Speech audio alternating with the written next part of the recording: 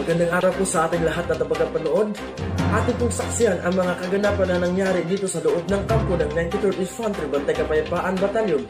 Ang Change of Command Ceremony kahapon lamang ng ika-26 ng Pebrero 2021.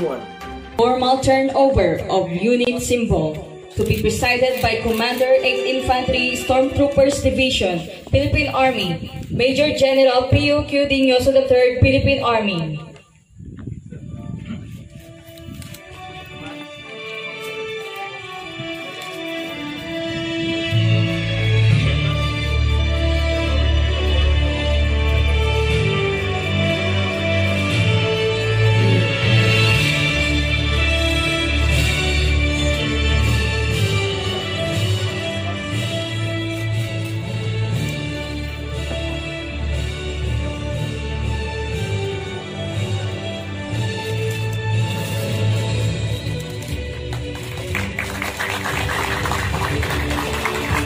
The newly installed commanding officer of the 93rd Infantry Bantay Kapayapaan Battalion, Lieutenant Colonel Jasper Justito M. Pexon, Infantry JSC, Philippine Army.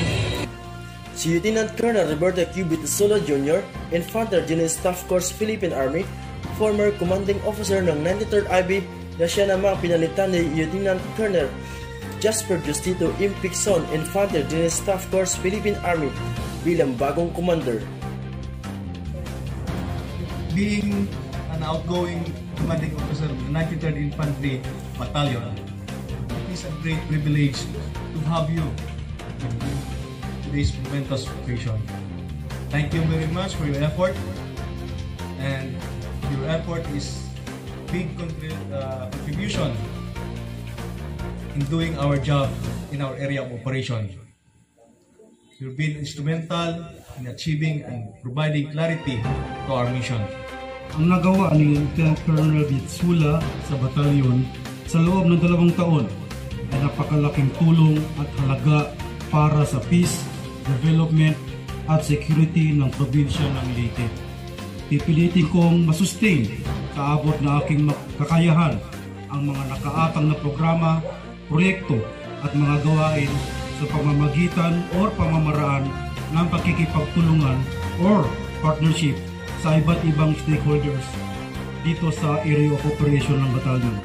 Congratulations, Lieutenant Colonel Bitsula, for successfully surpassing the challenges faced by your unit during your stint as their commander.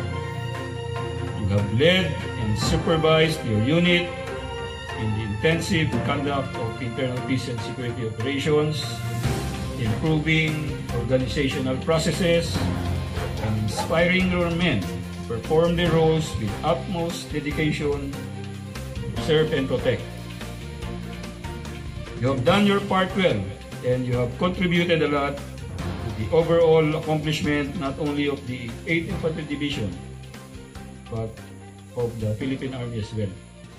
Nakatanggap ng award si Lieutenant Colonel Bitisola Jr. ng Military Merit Medal Award, Interim to Distinguished Service Star at 2 command plaque bilang pabuya sa kanyang matagumpay na 2 taong pamumuno sa 93rd Infantry Bantay Kapayapaan Battalion.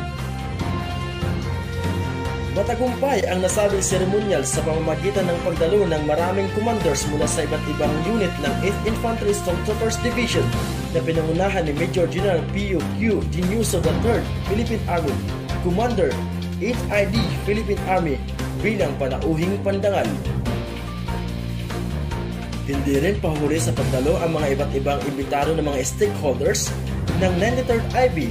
Isa nandito sa Honorable Manuel Vicente M. Torres, Municipal Mayor ng Canang Galiti, Honorable Ramon Onyati, Vice Mayor ng Palumpon Leyte, at iba pang matataas na may mga katungkulan sa gobyerno mula sa iba't ibang munisipalidad ng nasasakupan.